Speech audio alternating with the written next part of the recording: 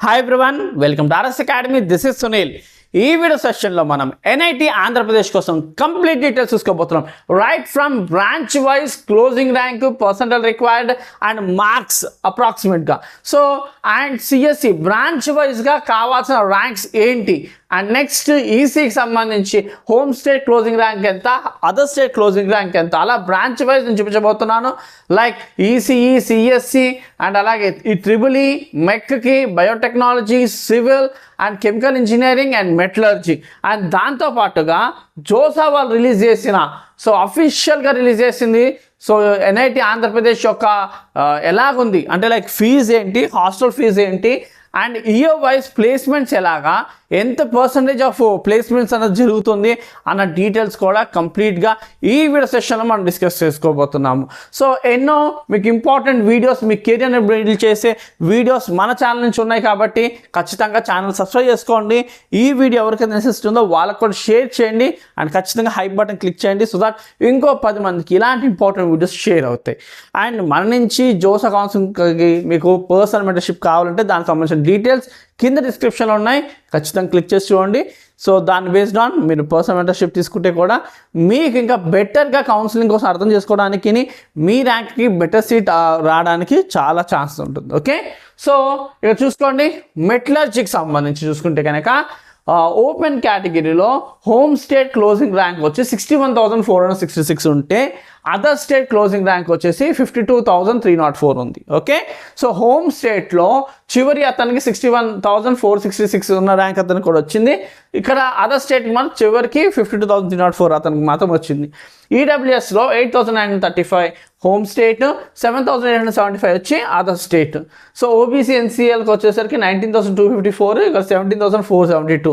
ఎస్సీకి వచ్చేసరికి 8,739 and 8,428. And ఎస్టీకి 4,033 and 3,104 వచ్చేసి అదర్ స్టేట్కి సంబంధించి. ఇది మెటలర్జీకి సంబంధించి. Okay, and next chemical engineering చూసుకుంటే కనుక ఓపెన్ కేటగిరీలో మీకు హోమ్ స్టేట్ అంటే ఆంధ్రప్రదేశ్ వాళ్ళకి 55,070, ఆంధ్రప్రదేశ్లో రెసిడెంట్ అయితే అతను 55,070 అతనికి. అండ్ అదర్ స్టేట్ అంటే మిగతా ఎవరైనా ఉండొచ్చు, తెలంగాణ ఉండొచ్చు, కర్ణాటక ఉండొచ్చు, ఏ స్టేట్ అయినా ఉండొచ్చు, వాళ్ళకి 45,191. ఈడబ్ల్యూఎస్కి వచ్చేసరికి 8,341 అండ్ అదర్ స్టేట్స్కి వచ్చేసరికి 6,518.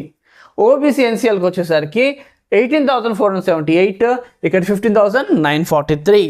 అండ్ ఎస్సీకి వచ్చేసరికి 8,111 అండ్ అదర్ స్టేట్స్ వచ్చేసరికి 7,190.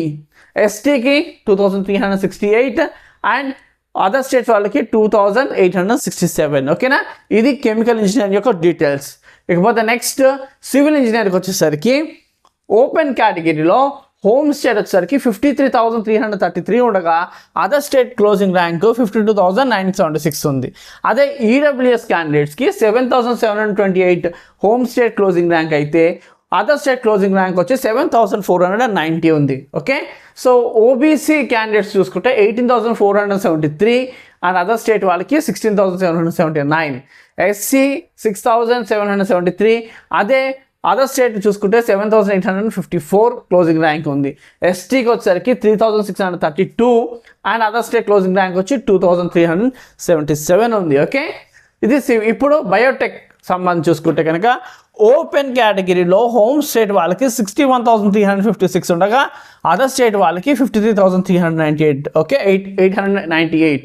నెక్స్ట్ ఈడబ్ల్యూఎస్ క్యాండిడేట్కి 9,000 చేంజ్ ఉండగా ఇక్కడ 8,000 చేంజ్ ఉంది.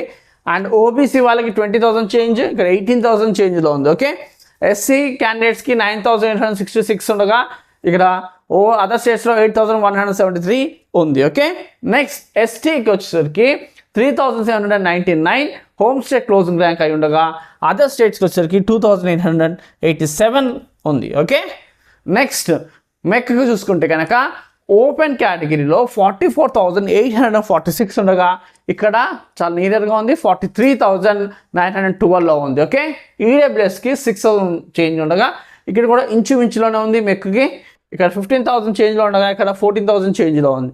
అండ్ ఎస్సీ క్యాండిడేట్స్కి 6,854 అండ్ 7,104 ఏమో అదర్ స్టేట్లో. ఎస్టీ 3,380 అండ్ అదర్ స్టేట్లో 2,817లో ఉంది. ఓకే, నెక్స్ట్ చూసుకుంటే ట్రిపుల్కి సంబంధించి చూసుకుంటే ఇక్కడ హోమ్ స్టేట్ కేటగిరీ ఓపెన్లో చూసుకుంటే కనుక మనకి 39,438 ఉంది. అండ్ అదర్ స్టేట్లో 34,448 ఉంది. ఈడబ్ల్యూఎస్కి 5,000 ఇంచుమించు 5,000 చేంజ్లోనే ఉంది రెండిట్లో కూడా. ఓబీసీ వచ్చేసరికి 13,103, ఇక్కడ 11,660 ఉంది. ఎస్సీ క్యాండిడేట్స్కి 6,510, అదే అదర్ స్టేట్లో మనం చూసుకుంటే 6,146 ఉంది. ఎస్టీకి 2,836 హోమ్ స్టేట్లో ఉండగా అదర్ స్టేట్లో 1,816లో ఉంది. ఓకే, ఇది త్రిబుల్ డీటెయిల్స్ సంబంధించి. ఓకే, స్క్రీన్ షాట్ చేసుకోవచ్చు. అండ్ నెక్స్ట్ చూసుకుంటే కనుక సిఎస్సి, చాలామంది చూసేది సిఎస్సి కోసమే. సో 17,349 మనకు ఓపెన్ కేటగిరీలో క్లోజింగ్ ర్యాంక్ ఉండగా అదర్ స్టేట్లో 18,183 ఉంది.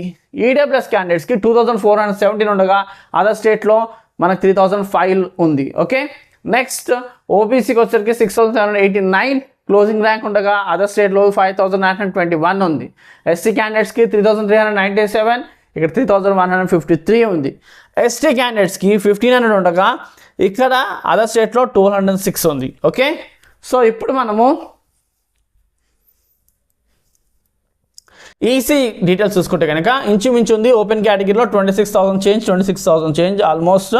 అండ్ ఈడబ్ల్యూఎస్కి 3,860 and other state closing rank వచ్చి 4,108. Okay, so 98. ఓబీసీలో 9,000 చేంజ్ ఇక్కడ కూడా ఇంచుమించు ఉంది. అండ్ ఎస్సీ వాళ్ళకి కూడా 4,600, ఇక్కడ 5,881 ఉంది అదర్ స్టేట్ వాళ్ళకి. ఎస్టీకి వచ్చేసరికి 1,879, అదే ఇక్కడ 2,008 ఉంది. ఓకే, ఇది ECE details. Okay, and next details చూస్తే కనుక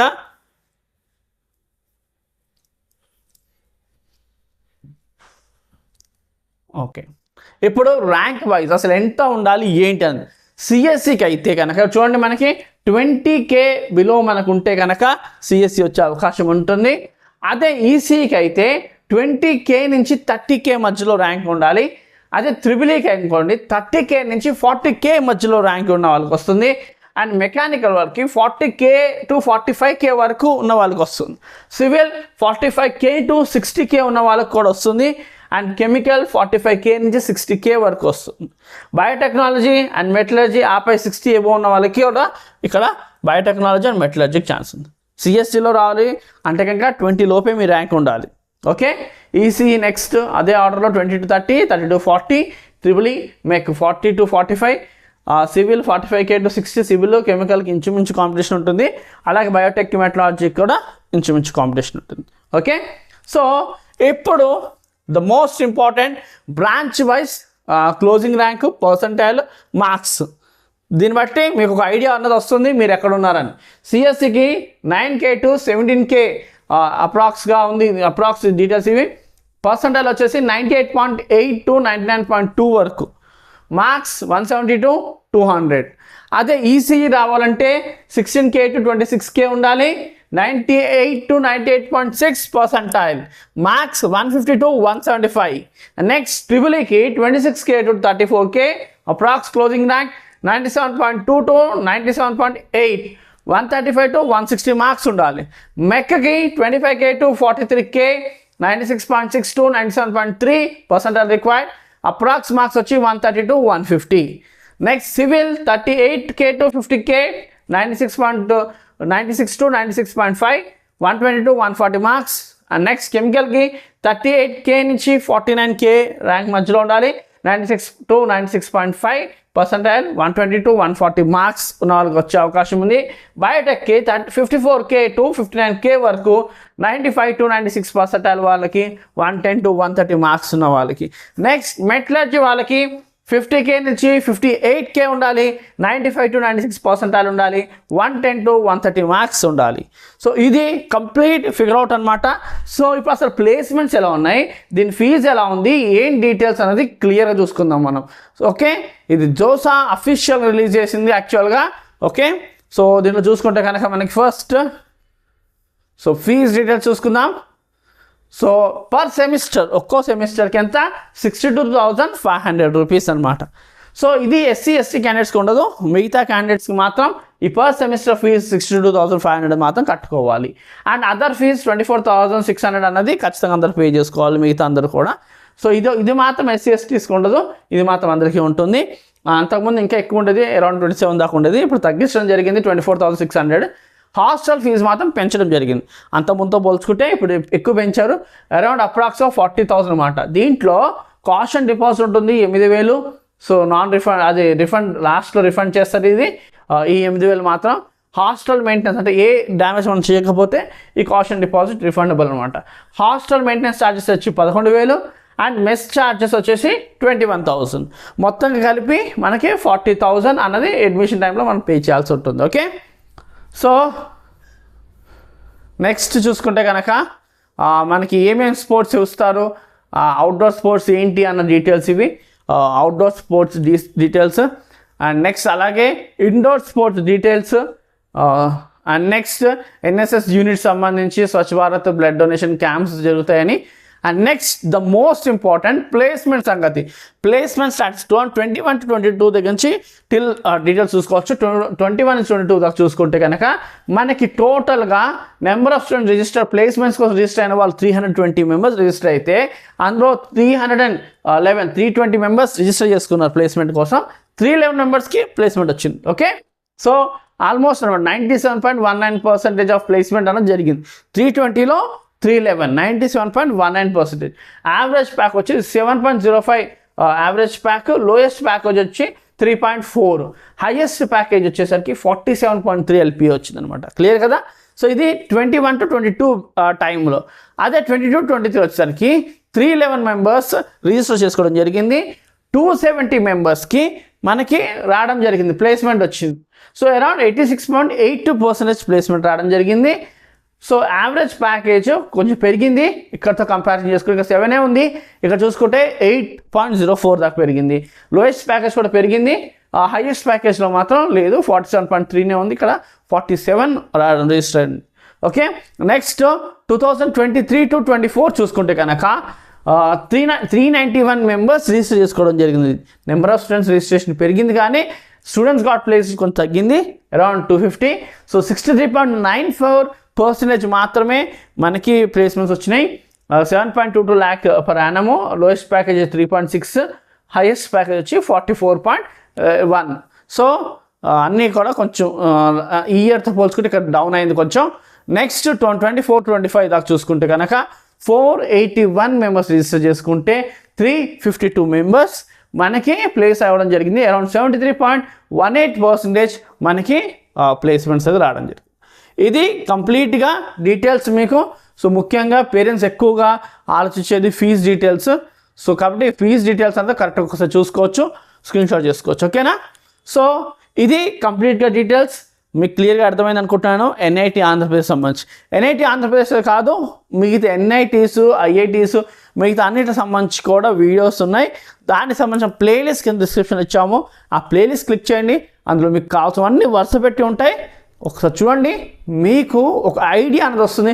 ఏ కాలేజ్ ఏంటి, ఎంత ప్లేస్మెంట్, ఎంత ప్యాకేజ్, ఫీజ్ ఏంటి, ఇలాగ అన్ని డీటెయిల్స్ ఈ వీడియోస్తో మీకు చాలా హెల్ప్ అవుతుంది. సో దాట్ కౌన్సిలింగ్లో మీరు ఒక డెసిషన్ తీసుకోవడానికి మీకు చాలా క్లారిటీ అనేది వస్తుంది. Okay, thank you for watching. Do share, subscribe our channel.